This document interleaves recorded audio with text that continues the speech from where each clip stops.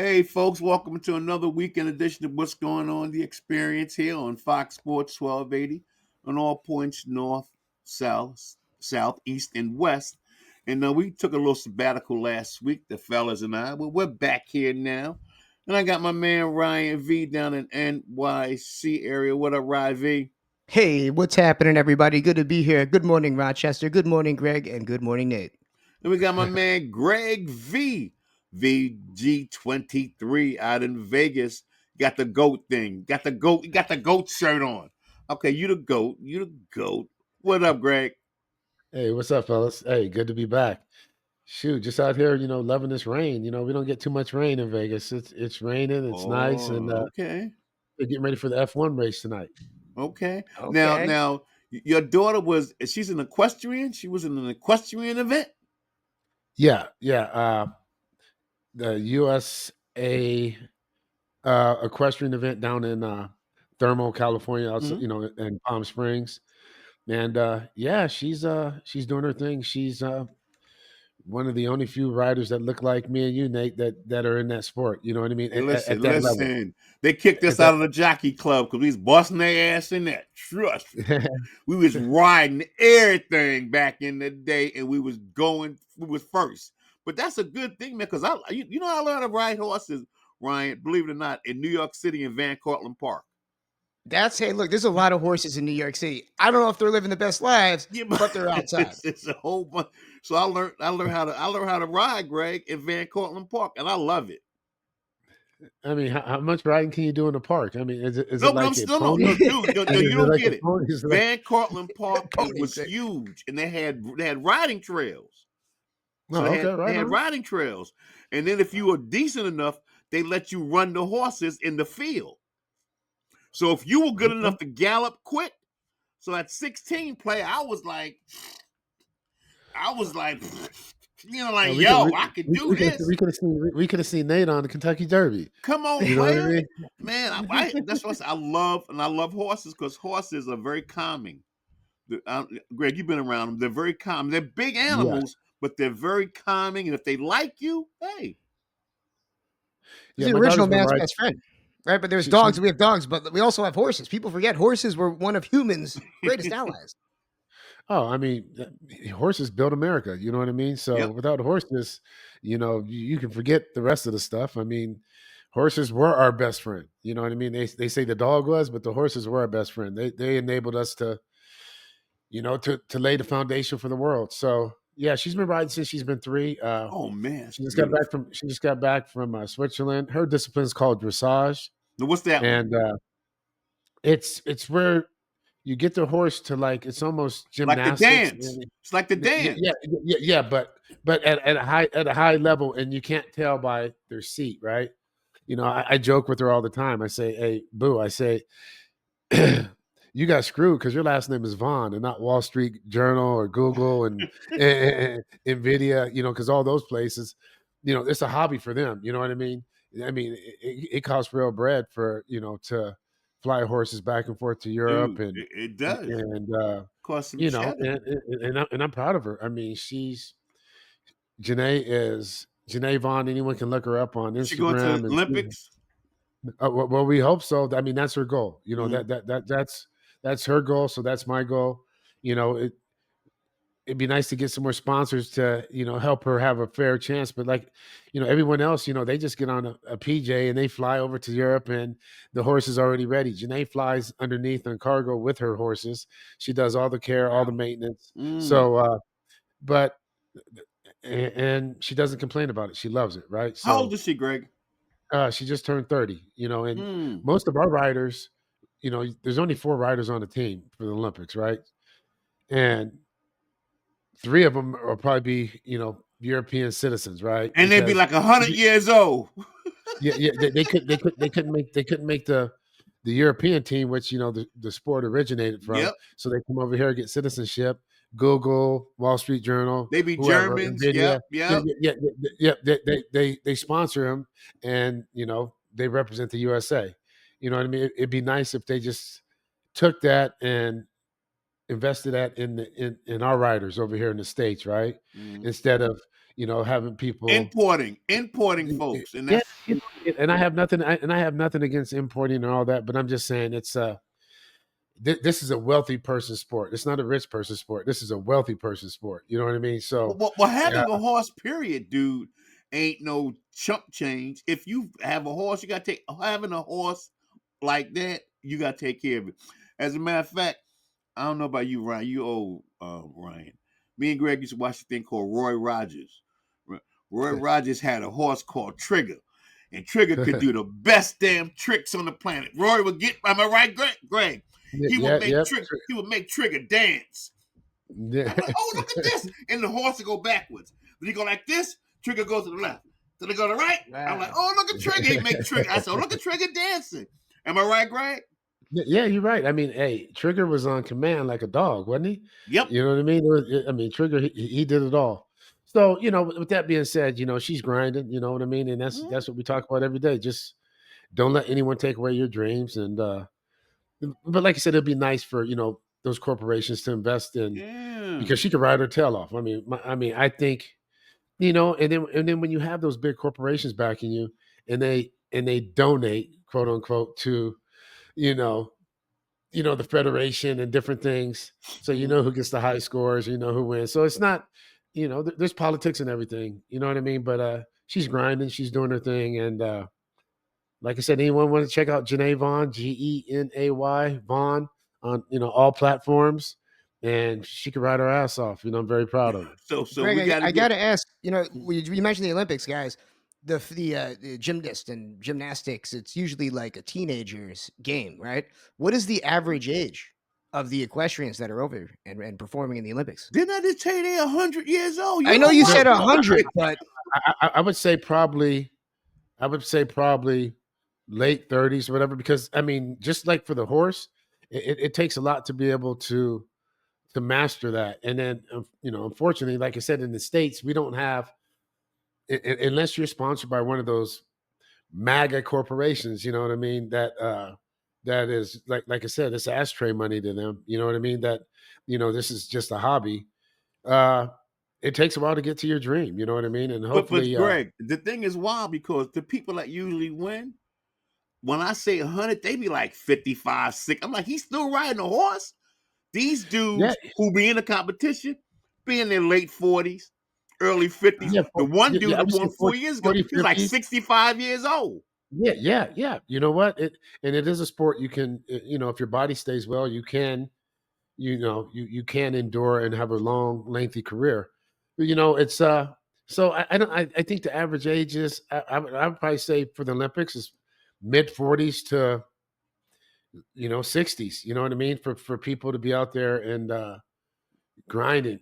I would just like to see, like I said, the people in the U.S.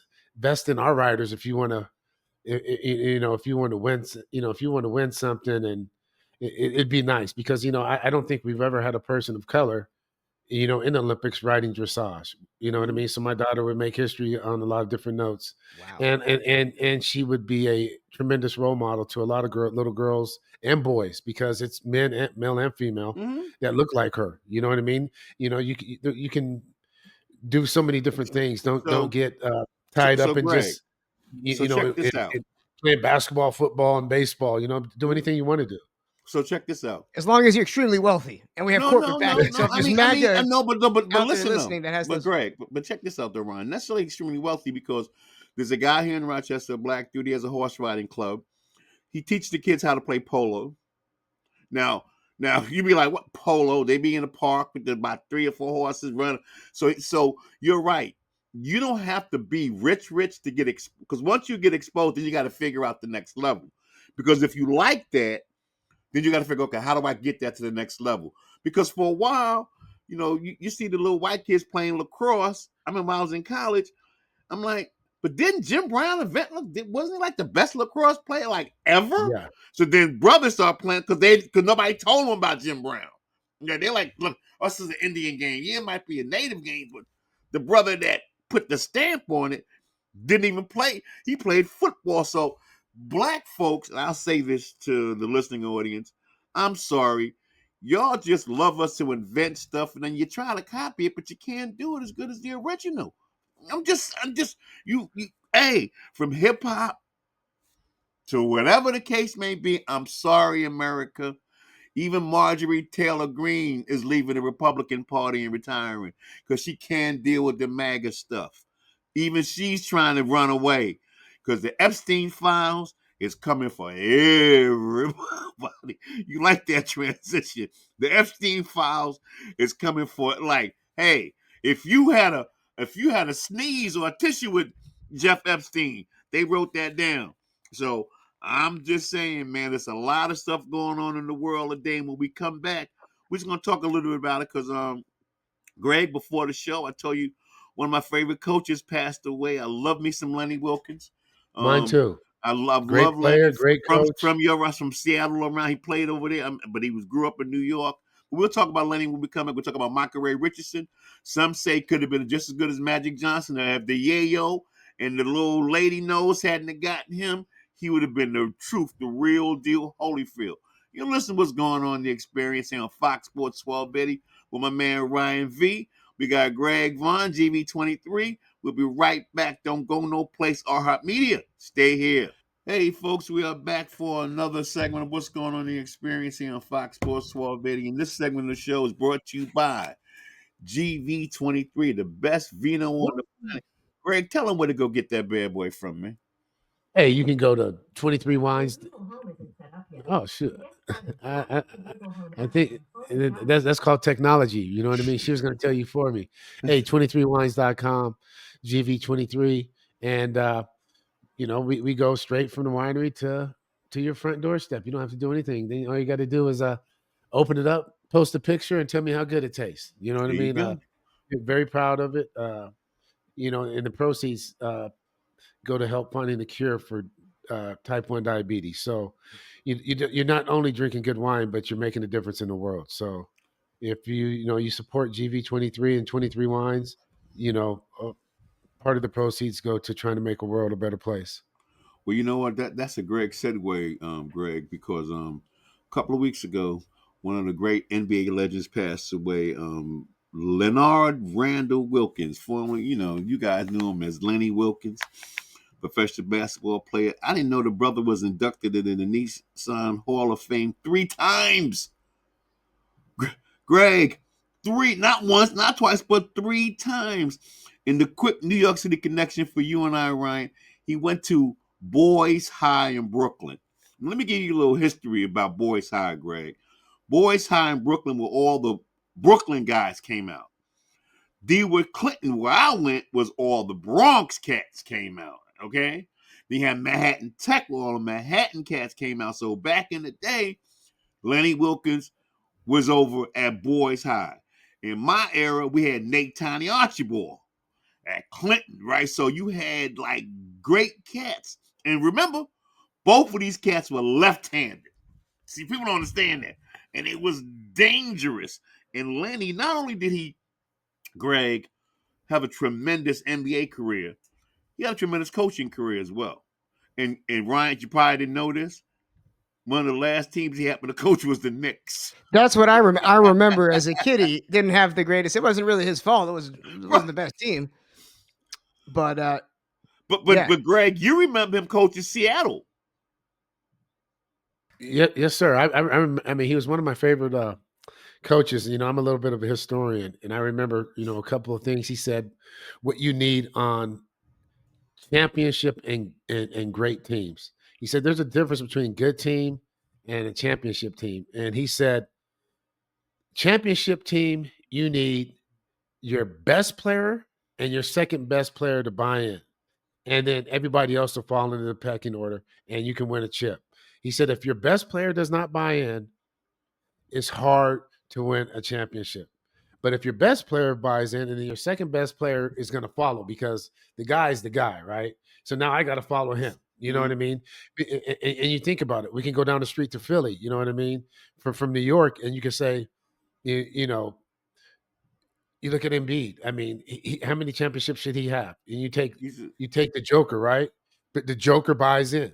The Joker is about the name on the front, right? So the Joker buys in, and I think Philly's turning over a new leaf because Oh, but You know, Tyrese scored 57 the other night. But yeah, stay right there for a quick second because I want to finish with Lenny before we transition. yeah, I was going to go back to that. So I was Yeah. going to go back. So I'm, the point I was trying to make is with Maxey, maybe they need a new leader because they need someone to follow and someone they can put the face of the team in for the city. And you take Embiid, and I was using that as an example because he's probably the most talented big man in the game, right? But does he buy in? You see that's the point Lenny Wilkens was I making. don't think you understand. He's never bought in. See, that's the Yeah, I you know, can't make somebody buy in if that's not kind of like their. And that's why I was going back to. but Lenny. that's why I say that Maxey. You know what I'm saying? Maxey called him out, and Maxey. But and I think this is Maxey's team now. Oh, And, no, it's because not. No, there's no question. And that's a great point, Greg. And Lenny they Wilkens is a play great more games without Embiid than they do with Embiid, right? So they're trying to Maxey and then the young kid that they just drafted. That's their go-to, and everybody else, it's called a team. So my point was, Lenny Wilkens said, if your top player buys in, he says, our, coaching's coaching, but you look at it.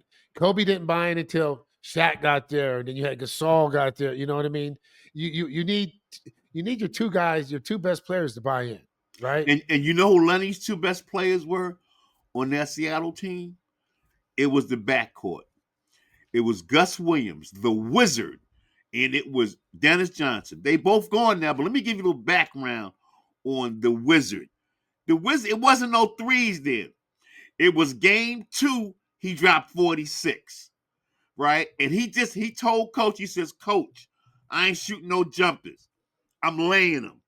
And he said, because remember, the Wizard was the best player on that team, but he never act like it. They just bought into him. Dennis was the engine, but the Wizard, when it came down to scoring, couldn't nobody stop Gus Williams. Trust me when I tell you. So Lenny Williams set that, and then he had a bench too, Greg, because he had downtown Freddie Brown. He had my man Slick Watts. I can remember he had Lonnie Shelton before he came to the Knicks. So he had a crew around him, and like you said, they were very coachable, right? And I remember I remember my man Gus growing up because he's from Mount Vernon, money earning Mount Vernon. So you had the McCrae brothers, Scooter, Rodney McCrae. You had Gus and Ray Williams. You had all kind of cats coming out of money earning Mount Vernon. You thought it was New York, but that little suburb up there, them boys can ball. And they play I forget the famous baseball dude that came out of Yonkers too. Greg, you would know his name if I said it because he played for the Orioles. But that hub right there had some of the best talent back in the 50s, 60s, and 70s, man. They really good. New York City basketball was saying something. Now, talent is all over the country. But Lenny Wilkens, his legacy will live on forever, Greg. And I know you had a chance, like I said, to talk to that brother. I had a chance to meet him a couple of times, but he was always humble and very approachable. Yeah, he was a first class, you know what I mean, all the way around. You know what I mean? And like you said, he wasn't too big or too too proud to talk or speak to anyone. You know what I mean? I can't say I know him, but I have met him, and like I said, I'm a historian, man. So any chance I get a chance to pick someone's brain, especially successful people, what makes you successful? What are the keys? What do you do that what do you implement in your life? What's your routine? And that's when he basically said, hey, I need my best two players to buy in, and then everybody else will follow. So now you go from Lenny Wilkens, right? Great coach, great player, to Michael Ray Richardson, a great player, but got caught up in the drug scandals and the drug thing back in 1986 when David Stern banned him. They let him back 2 years later at 88, but he didn't want to go. He only played 8 years. But everybody to a person, Magic Johnson, what's your boy, Isaiah Thomas, Jordan, everybody to a man said if he hadn't went the yayo past Greg, he would have been one of the top point guards And if because I don't know if you ever seen him play, Greg, but he would ball. Oh, me? Oh, yeah, shit. Michael Ray, Ryan, go look at some footage. Go. He was out balling. He was. And Magic said, "Yo, there's a few times he outdueled me, flat out." And it's a shame that a person like that, Greg, you're an athlete, when they struggle with that beast, known as drugs. It's a struggle. Hey, you know what? I think that is a good point, Nate, because that is a reminder that, hey, we might have our job title might be an athlete or whatever it is, but we're still human. You know what I Human mean? We still beings. have demons. Yeah, we still have demons. We still, going to struggle with the same things that everyone in society struggles with. No one is, we don't have a cape to stay away from that. I mean, everyone is vulnerable, and especially at that time, in that Yep. limelight, I think it was more of a social thing, and you had you're talking about, he played in a big. I mean, he was the guy, right? He So was the man in New York, Ryan. yeah. I mean, he played, and he had opportunities and things come their way. I can say this because Straws came out. Same thing happened to Straw. You know what I mean? It Yep. didn't. Dwight. It didn't. Dwight. It didn't. Yep. Yeah, it didn't. It hit different back then, Greg. I seen the videos of Soul Train. Even the white people had rhythm back then. People were really having a good You know time. what? And that's a good point, right? But that's where we need to get back to. You know what I mean? Society is made up of all types of people, and people getting along and coming together. Why would we want to go a different way now? I mean, it makes no sense to me. We should all. I mean, we're just as strong as our weakest person. So why don't we build everybody up?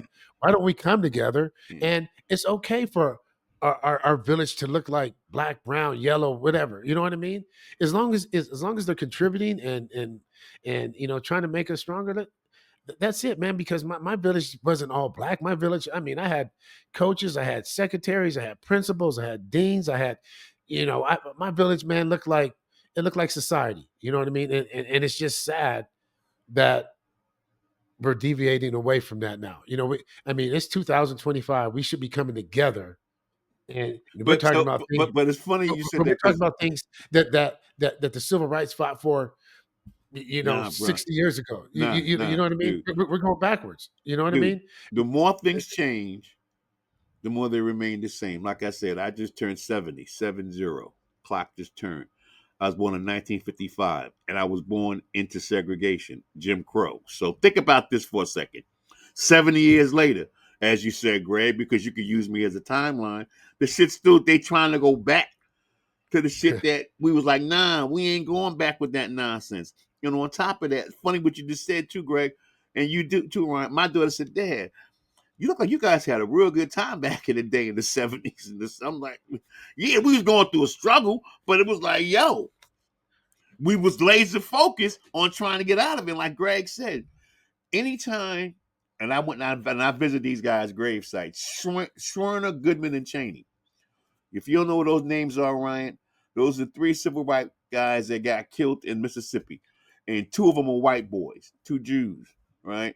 And they killed them, and I went to the site where they buried their bodies about 10 years ago. I was on this little tour, and even in Philadelphia, Mississippi, right now, they still going through the same shit those brothers got killed for. Is what I'm saying to you. So the more things change, the more they remain the same. My contention is America is always just had a lid over it.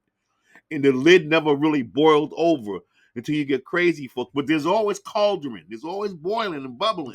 You gotta implant into the government. Everybody that has half a brain, everybody that has a whole heart that's listening, find a job in the CIA. Find a job as a politician where you can actually make the changes. That's really how you got to do it. You got to get the good guys in there. And you know what? We're going through some trying times right now. But shout out to the people that voted 2 weeks ago. The shout out to the people that went to those polls, stood in those long lines as they tried to deter them, and made it hard as hell to fight to keep democracy. And I'm not trying to get political, man, but I mean, why do people want to think that one race or one person is better than another person? Oh, I made so much money, so should I be?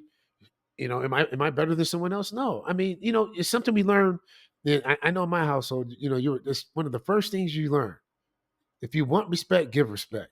You know what I mean? And the Bible Yep. says it. So, to all these Christian people that said that they're Christians, the Bible says, treat thy neighbor better than I treat thyself. Mm. You know what I mean? So if you're going to be Christian, be real Christian. A real Christian doesn't promote hate.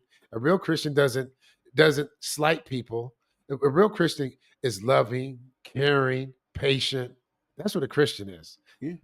I don't know what this other Christianity is, because that's not the same Bible. I've never seen a Bible like that. I've never seen a Bible Well, that promotes if hate and is actually, selfish. if once again you're a historian, and if you go back to historical content, those folks did use the Bible as hate and just took parts out of it and say, "Hey, Yeah. slaves, obey your masters," and all that other nonsense. But we Yes. could. Matter of fact, we're going to be doing But like you said, extra, they took stuff out of it. They eliminated right, it. But when and the they Bible limit. was Yeah, written, yeah, I know. so But when the what we're going to Bible was do, written, folks, because these kind of conversations we have to have, and we have another platform, and we're going to be calling it "What's Going On Goes Rogue." Okay, so you can look at Greg's face, yeah. So we're gonna have that up on our YouTube platform, because there's folks that we love to talk to, and we don't have the time to do it here. So I want to thank Ryan for developing that for us. So by the first of the year, you will see what's going on Rogue, and we'll be on talking about different topics just like this. So we're gonna take a quick break. When we come back, I've been telling y'all for years, but no one wants to believe me, Greg. The Bills stink.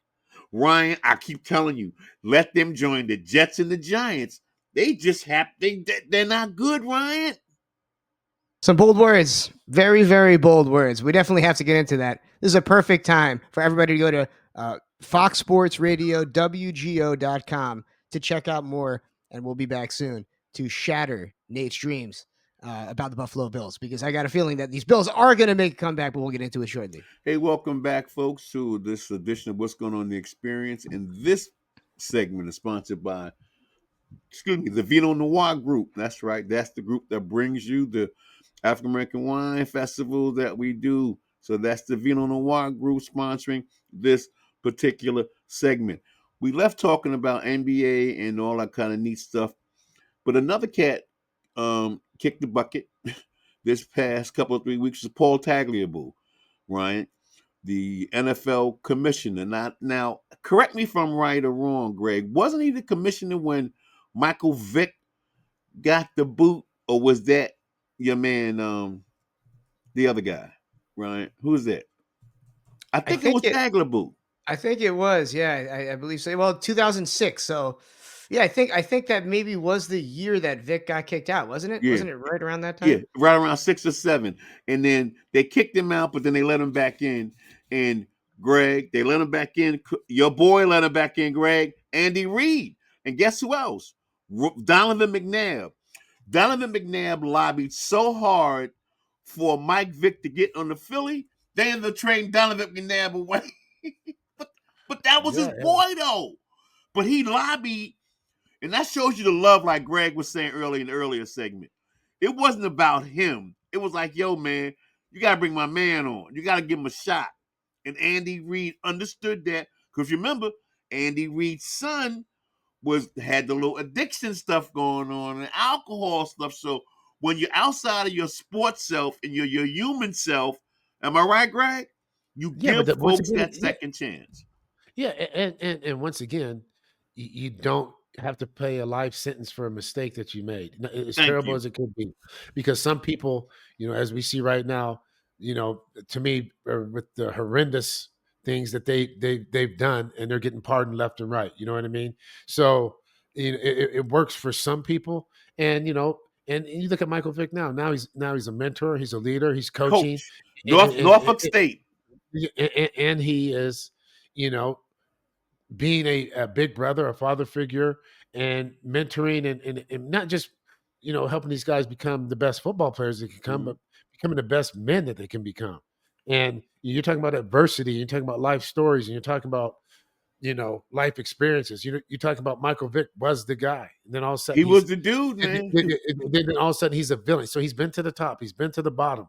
He had to fight his way back, and he's getting opportunity. So a person like that has so much to give to these young men that and women, because in sports now you have women that are on staffs, you have women that Yep. are in those locker rooms. So I applaud Michael Vick for standing up and taking the chance to make a difference in these guys' lives, because Even though as men we Norfolk have to State be. is 1-10, okay, he Yeah, says yeah, he he just said got he he don't just care. got there. Yeah, he just got there. But like I said, Yep. it's about making a difference in these men's lives too.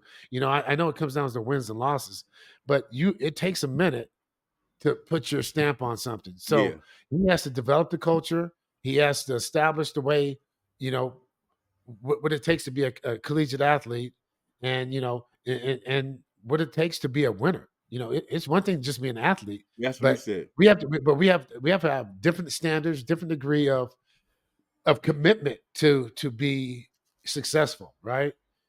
So I think that all takes time, and like I said, I'm more thankful and happy that he gets to influence these young men, because Yes, they, young like I ladies. said, Yeah. we come from all walks of life, man. We come, the stuff that we've seen, and the stuff, we're not prepared for that. People say, why do they turn out like that? Hey, man, have you ever seen your brother get shot in front of you, or your dad get shot in front of you, or Yep. things Or, going or on or did inside of home? somebody tell you in the 11th grade, hey, man, this is how you balance your checkbook because you're getting ready to get $18 million? Yeah. And I'm just saying, these are things that people don't think about intrinsically. They don't think about, okay, the preparation for all of that. Okay. And when you do get something like that, and if you don't have a support system, like Greg said, a village to help you move through that, what happens to you? Now, I'm going to give you another, because we're on football, right? So here's another example. Johnny Manziel. His ass had everything given to him, Greg. The starting quarterback at Texas A&M. He already had money. His people are oil barons. Okay. He had everything, right? And he destroyed his career, Ryan, for what? Partying, Ryan? Not everybody's. What's your name? Kim Pagula, who's the Okay. daughter of the Bills owner, who is now a Yeah. professional tennis player and is one of the greatest in the world. Had all the money in the world. The daughter of two billionaires, and still, I mean, like it really is. It is like Greg said. It's about teaching it at a young age. There needs to be something implemented, and Vic is a perfect example of a guy that's just been through it all. And I'm sure we've all met him. I've met Vic a couple times. Nicest Yeah. guy in the world. Isn't Hey, he? I was just with him last year, and shit, he can still. I mean, he looked like he can still play. I mean, there ain't an ounce of Yep. fat on him, and I mean, he can Beast. still play, and he's a good dude. The thing about it is, man, he's a good dude. You know what I mean? It's you, you know like I said, there's not too many people that I've met. There's a handful that are just assholes. You know what I mean? But but but See but Greg's but but face but, but, turn when but, he but said I would say that. the other 90% are good people, man. That 5% doesn't get to hamper, the good 95% of the people out there that are in sports. You know what I mean? I think you get a bad label, and sometimes, like you said, people don't know how to deal with things. I mean, you look at Durant, man. Durant just pulls up to high school basketball games. He pulls up, and he just interacts, and he's you know what I mean. He There's a lot of good people, man, and like I said, we can go back to the Bible again, man. You know, too much is given, too much is expected. You Yeah, know what too I mean? much is So given, much is he, required. Yep. yeah, I mean, if we're blessed, why not bless other people? You know what Yep. I mean? And that could be time, that could be kind words, that can be a lot of different things to bless people. We don't have to just write checks and give, because I don't believe in giving. I believe in you give what people deserve. I believe in helping, right? Yep. But but just kind words and helping, words of wisdom and all that stuff. Like I said, we used to talk. We don't talk anymore because this is what we do now. Everyone's on this. You know, and Or as sad as texting. COVID was, as sad as COVID was, my kids and their friends, because we had 3 pickleball courts out back.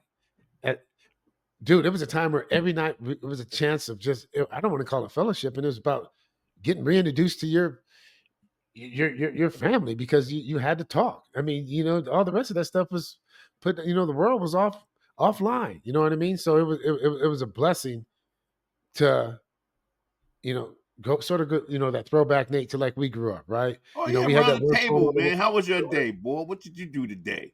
Yeah. Do you Nothing. want your You green beans? Because if you ain't gonna eat them green beans, send them right over here.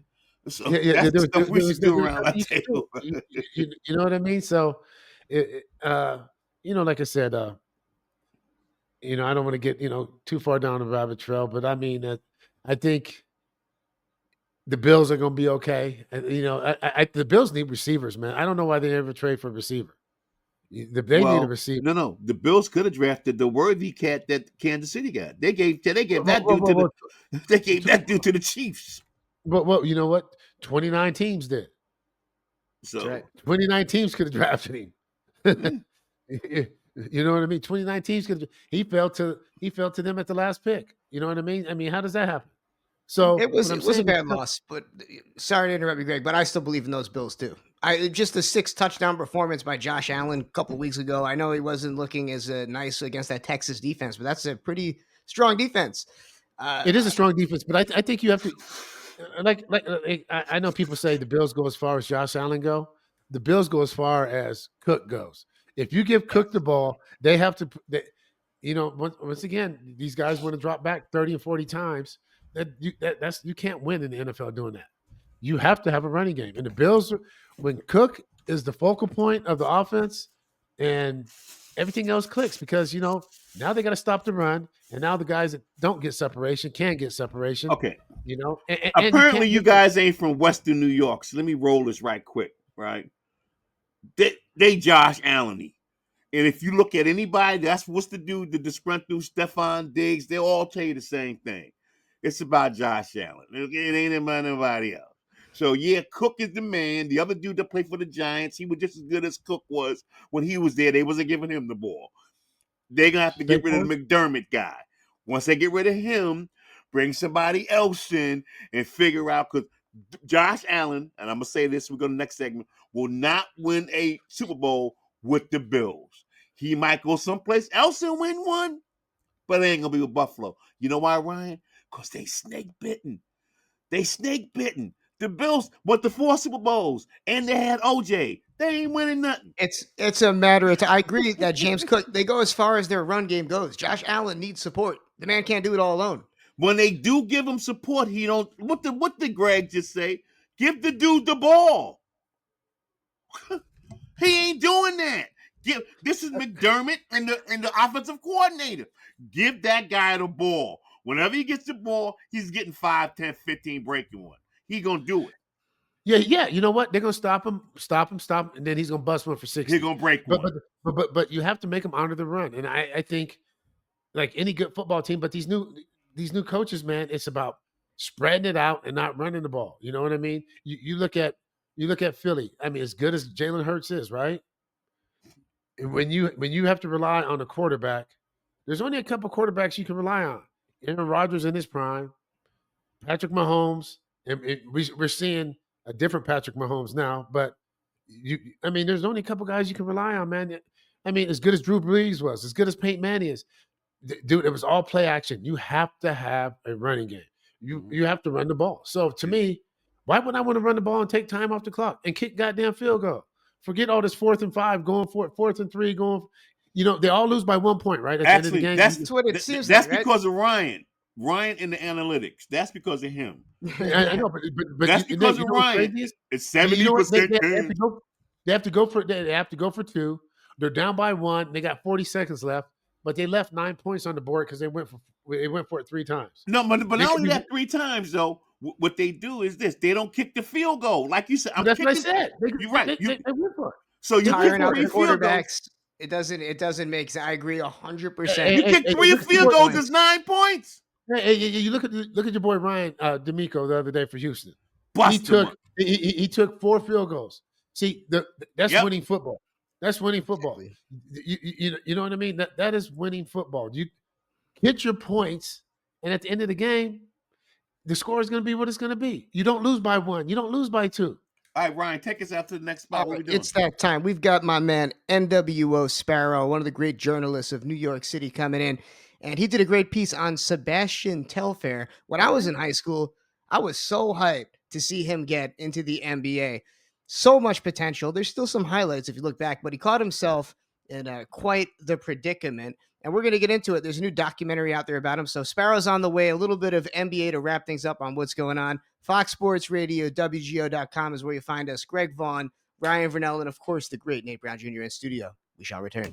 Hey, welcome back, folks, for our final segment of What's Going On, the Experience here on Fox Sports 1280 in iHeartMedia in all points north, south, east, and west. And Ryan, who you got joining us for this final segment? Because you be out there finding all kind of great people. That's right. Even from this shoebox that I'm recording in, I still managed to find the greats. And this is one of my favorite journalists in New York. You've heard him on the Ryan Show before. We've worked together for years, in fact. The great NWO Sparrow. He's covering the Liberty. He's paying attention to sports. But today, we're going to be focused on the Sebastian Telfair situation.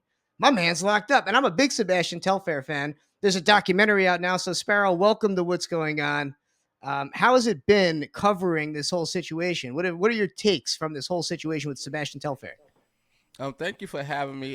Shout out to Mr. Nate Brown, Mr. Greg Vaughn, Ryan, you of course. What's going on? What's up? I'm good, man. For me, covering this, it's been more revealing and having the insight into the business of the NBA.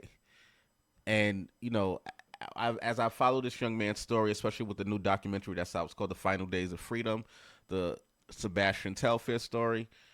It shows me how he should be held accountable for what he has done, but it also gives so much insight into how the NBA sometimes could find these young men straight out of high school. He didn't even go to college, straight out of high school, and give them, I think he got signed for somewhere between $7 million and did not set him up financially, did not set him up even morally. You know what I mean? They didn't even do it morally. It was just like, he's good. We're going to win a championship. Give him a bunch of money. And that's it. Yeah. And he found himself in all sorts of legal troubles, divorce, which he still should be held accountable. He's carrying around, he got arrested for possession of a weapon several times. His latest arrest, which he's in, what he went to jail for, was welfare fraud. And he's right now, actually, he's not in jail anymore. He actually returned back to Coney Island in Brooklyn to the projects that he grew up in, mermaid houses. And I know the story was about Sebastian for the documentary, but it gives insight to so much of what could be happening in the NBA with these young guys. Well, Greg, it's funny because off mic, Sparrow, we were talking about that. We were saying you give these young kids 18, 19, 20, 21, 22, you give them $10 million and you think they're supposed to know how to act. You don't give them a class on how to set up a checking account, a savings account, Bitcoin, this coin, how you go get a nice house, and how you get a business, let the business pay. They don't do none of those things, unfortunately, right? And Greg, because Greg's an athlete, some of that is on the athlete, but then a lot of it is on the leagues who just are using these guys, Greg, for the moment. Help me out. Well, like I said, we're just an entity. You know what I mean? I mean, after we're done, they're going to get a new entity. They're going to get someone else to replace us. The game doesn't stop. I tell young men that all the time. I mean, this game was going before us. It's going to go after us. I mean, you take Barry Bonds, the baseball's still being played after Barry Bonds, Roger Clemens, A-Rod, Griffey, and the same thing, Michael Jordan. After LeBron's gone, they're still going to play basketball. You know what I mean? To just touch on what Sparrow said, I think, it goes even farther back to that. It goes back to, like you said, our upbringing. You know what I mean? Sometimes a lot of us aren't raised with two parents, aren't prepared. You have babies raising babies. You know what I mean? So if they weren't taught, how are they going to teach us? You know what I mean? And if your village wasn't strong and you didn't have that, that one coach or that one teacher or that one principal or that one dean that says, hey, I love you more as a person than I do an athlete, and so they can latch on to them and get them prepared for life and, what they're about to, walk through. You know what I mean? It's so many of those stories because, a lot of us grow up without means, but our village looked, like I said, it looked like all different types of people. People that look like Ryan, people, there were yellow people, there were brown people that played an influence in my life.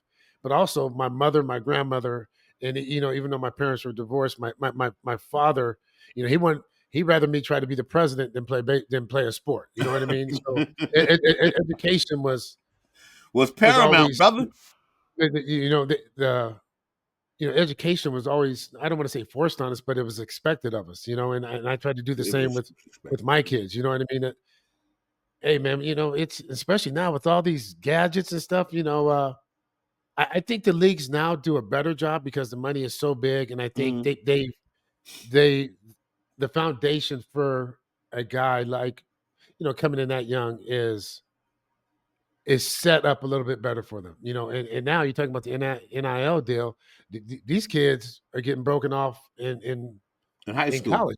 You know what I mean? They're getting broken off in college. So hopefully they have people around them, because you know what? When you have babies raising babies, next thing you know, that 7 million is gone so fast because you're just giving it away. You don't realize that you have to pay taxes on it. You have to pay capital gains when you buy something. You don't understand that it can be gone in a blink of an eye. But Well, I think I want to ask Sparrow a quick question, just quickly, Sparrow. Because you mentioned Sebastian, this is Doc. But what did Stephon Marbury show him anything? Did he listen to Stephon? I mean, that's his first cousin. Did he listen to the brother when Stephon said, "Hey, man, here's some stuff going on that you might want to take advantage of," or whatever? What do you think, Sparrow?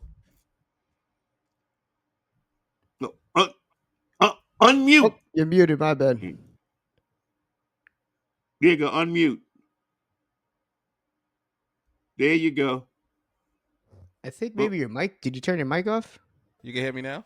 Yeah. There we go. All right. So he really didn't allude to Stephon Marbury in the documentary. They kept it all on him. I from what I believe, because this was I believe it was like a Tubi documentary, so they probably didn't have the money to pay Stephon to even be mentioning it in the documentary. That's what I believe.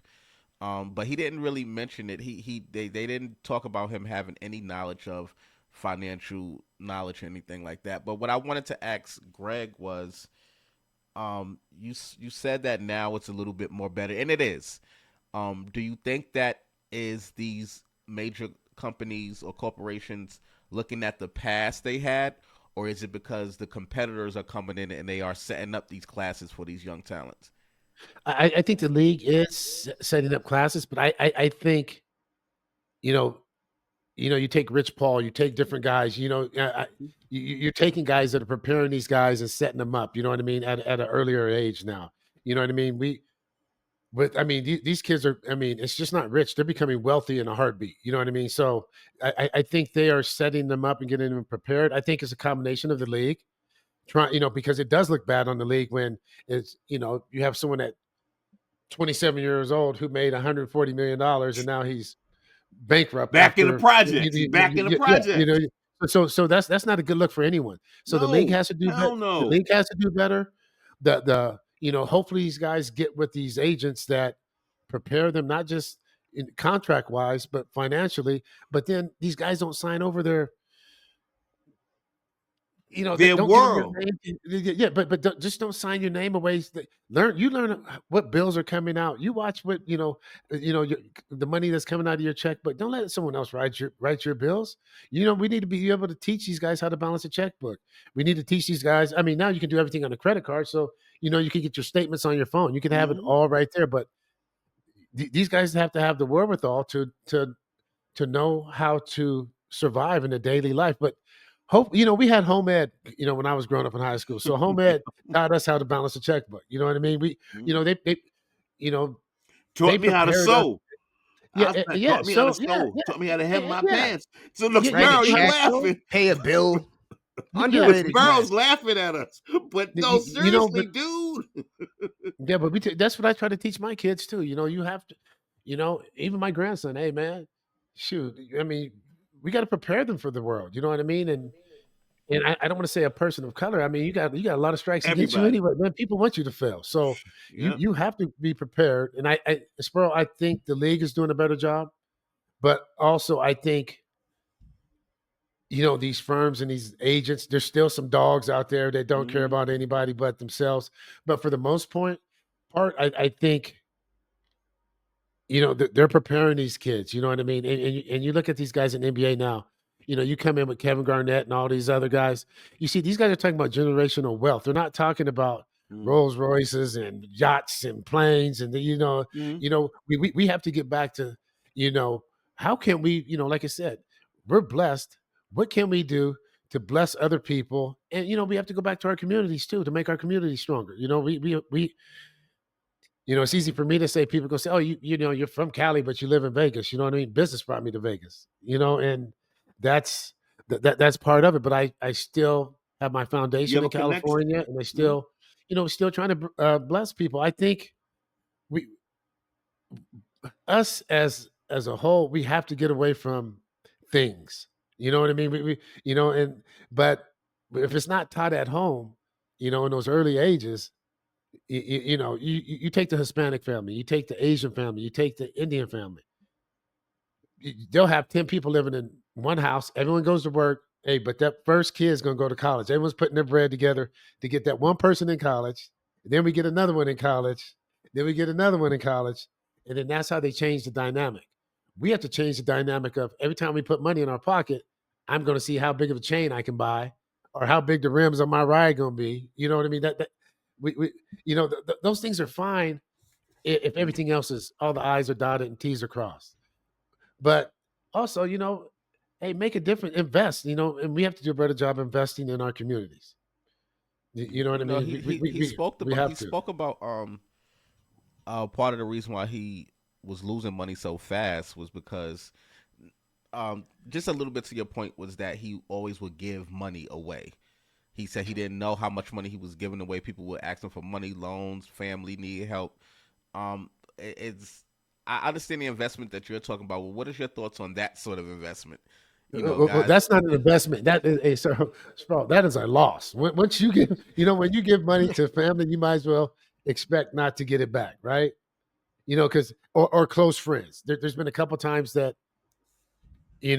I did, and you feel bad because these people been with you and they seen you, but that doesn't mean you have to take care of them. You know what I mean? I mean, you don't have. You have to. The hardest thing for me was I had to learn to say no, and being okay with them saying, "Oh, he's an asshole" or "He's a dick." No, I mean, me saying no is actually trying to help you, especially if you're not helping yourself.